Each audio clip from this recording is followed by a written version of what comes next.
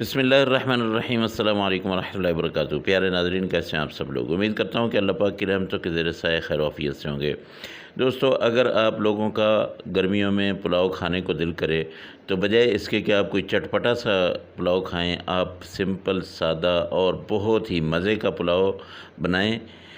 बहुत ज़बरदस्त बनेगा। मटर और आलू इसमें डालें। बस चलते हैं जी, मैं आपको तरीका बताता हूँ कि आपने बनाना कैसे है। सबसे पहले हम कढ़ाई लेंगे, कढ़ाई को हम चढ़ाएंगे चूल्हे पे और इसमें डाल देंगे आधा कप ऑयल।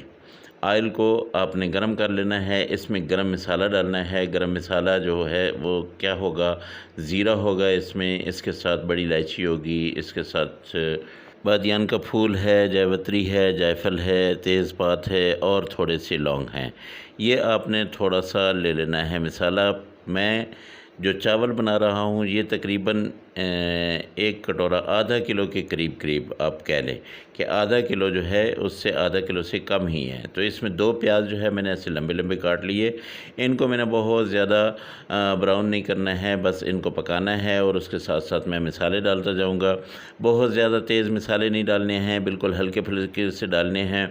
ऐसा ज़बरदस्त किस्म का ये पुलाव बनेगा, आप देखते ही आपकी आंखों को ठंडक मिलेगी और आपको जो है खाने को दिल करेगा। आपके मेहमानों का भी दिल करेगा, आपके बच्चों का भी दिल करेगा इंशाल्लाह। तो ये देखिए, प्याज इतने से आपने ब्राउन करने हैं। उसके बाद आपने इसमें थोड़ी सी लाल मिर्च डाल देनी है, आधा चम्मच, और उसके साथ दड़ा मिर्च भी आपने आधा चम्मच ही डाल देना है। इसके अलावा आपने यहाँ पे ज़ीरा पाउडर डाल देना है, ये भी आधा चम्मच ही डाल दीजिएगा। मिसाले मैंने आपको कहा है कि मिसाले ज़्यादा तेज़ नहीं रखने हैं। नमक आपने 1 चम्मच डाल देना है, लेकिन अगर ज़्यादा नमक की ज़रूरत पड़ी तो इंशाल्लाह फिर मैं डाल लूँगा। इन मिसालों को पकाने के लिए आपने इसमें थोड़ा सा पानी डालना है ताकि ये जो है अच्छी तरह से पक जाएँ। अब इसको जो है मैंने क्या करना है कि इसमें डाल देने हैं मटर और आलू। 1 कप तकरीबन मटर हैं और उसके अलावा यहाँ पे मेरे पास आलू हैं, तकरीबन 300 ग्राम हैं। इनको मैंने बड़े बड़े पीसेस में काटा है, तो ये भी डाल दूँगा। ये दोनों इकट्ठे ही डाल के इनकी मैंने अच्छी तरह से भुनाई कर देनी है। आप जब मटर की ऐसे भुनाई कर लेते हैं, जब इसको आप पका लेते हैं मसाले में, तो ये मटर जो है इसका बादीपन जो है वो ख़त्म हो जाता है। इसी तरह आलू का भी। तो इसमें मैंने डालना क्या है, इसमें मैंने पानी नहीं डालना है। मेरे पास रखी हुई है यखनी, मैंने पिछले दिनों चिकन बनाया था तो उसकी मैंने यखनी जो है वो निकाल के रखी थी। तो मैंने 1 कटोरा चावल लिए हैं तो 2 कटोरे मैंने यहाँ पे यखनी के डाल देने हैं और इसको मैंने अच्छी तरह से पकाइए। ये देख लीजिए आप, ये देखें, ये बिल्कुल आलू जो है हमारे ये भी और मटर जो है ये भी रोस्ट हो गए हैं। तो ये वाला कटोरा आप देख लें, इसके हिसाब से ये तकरीबन आधा किलो बनते हैं चावल। तो आधा किलो में 1 लीटर जो है वो पानी में डाल रहा हूँ। ये पानी चला गया है। अब इसको मैंने उबाल आने तक ऐसे ही रखना है। उसके बाद फिर मैं देखूँगा नमक वगैरह अगर इसमें कमी बेशी हुई तो वो मैं डाल दूँगा। हाँ, एक चीज़ मैं अभी डाल दूँ और वो है चिकन पाउडर। चिकन पाउडर जो है ये तकरीबन आधा चम्मच मैं डाल देता हूँ। इसके बाद मैं चेक करता हूँ कि अगर इसमें ज़रूरत पड़ी मुझे नमक की तो वो मैं इंशाल्लाह इसमें डाल देता हूँ। तो यहाँ पे दोस्तों मुझे लग रहा है कि इसमें नमक थोड़ा सा,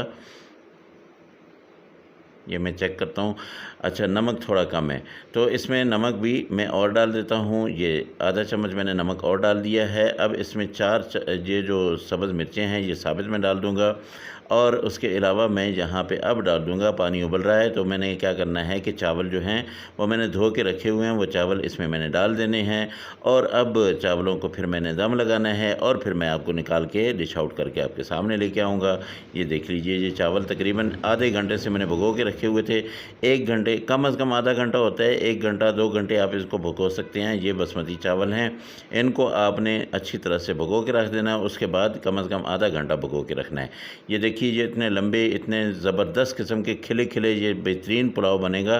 तो मेरे दोस्तों, अगर आप लोग मेरे चैनल पे नए हैं तो मेरे चैनल को सब्सक्राइब कर लें, मेरी वीडियो को लाइक और अपने दोस्तों फैमिली के साथ जो है इसको शेयर करें। और जो मेरे पुराने दोस्त हैं मुझे अच्छा सा प्यारा सा एक कमेंट ज़रूर दें और मुझे बताएं कि उनकी रेसिपीज़ कैसी बन रही हैं।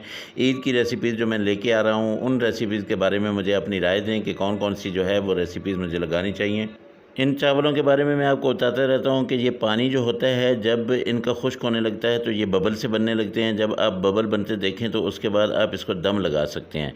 फिर आपके चावलों के ऊपर होता है कि आपके चावल जो है वो कितना पानी अपने अंदर खींचते हैं, कितने लंबे होते हैं, कितने बड़े होते हैं। तो इनको अब मैं दम लगाऊँगा, लेकिन दम लगाने से पहले यहाँ पर थोड़ा सा मैंने ग्रीनरी डालनी है। यहाँ पर पुदीना डालूँगा, पुदीने की छोटी छोटी डंडियाँ भी साथ मिला के बहुत मज़ा करेंगी दोस्तों। अब मैं इसको ऐसे फैला दूंगा, उसके बाद इसके ऊपर मैंने दम लगा देना है। दम लगाने के बाद तकरीबन 20 मिनट का मैं इसको दम लगाऊंगा। उसके बाद मैं खोलूंगा, फिर मैं आपको बताता हूं कि कैसा बना ये पुलाव।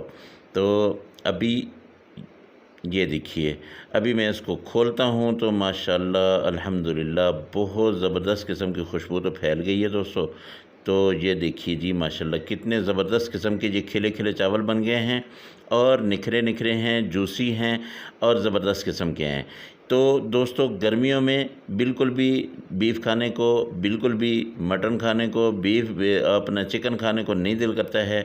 तो ये देखिए मैंने डिश आउट कर दिया है माशाल्लाह अल्हम्दुलिल्लाह बेहतरीन। इसके साथ आपने क्या करना है कि रायता बनाना है। रायते में आपने डालना है थोड़ा सा खीरा, थोड़ा सा टमाटर और एक उबला हुआ आलू। इसको छोटे छोटे बारीक बारीक टुकड़ों में काट लें और वो इसके साथ बनाएं। ठंडा ठार आँखों को ठंडक पहुँचाने वाला ये पुलाव भी और उसके साथ जो है ये रायता भी। तो दोस्तों मेरे वो दोस्त जो परेशान हाल हैं, अल्लाह पाक उनकी परेशानियों को दूर करे। जो मेरे दोस्त बीमार हैं, अल्लाह पाक उनको शिफाए कामिला आजिला अता फरमाए। और जो मेरे दोस्त बेरोज़गार हैं, अल्लाह पाक उनको अच्छा और बेहतर रोज़गार दे। इंशाअल्लाह अगली रेसिपी में आपसे फिर मुलाकात होगी। मुझे दें इजाज़त। आपने ये रेसिपी ज़रूर बनानी है और मुझे बताना है कि आप लोगों की ये रेसिपी जो है वो कैसी बनी है। मुझे आपके फ़ीडबैक का इंतज़ार रहेगा। अल्लाह हाफ़िज़। अस्सलामु अलैकुम व रहमतुल्लाहि व बरकातुहू।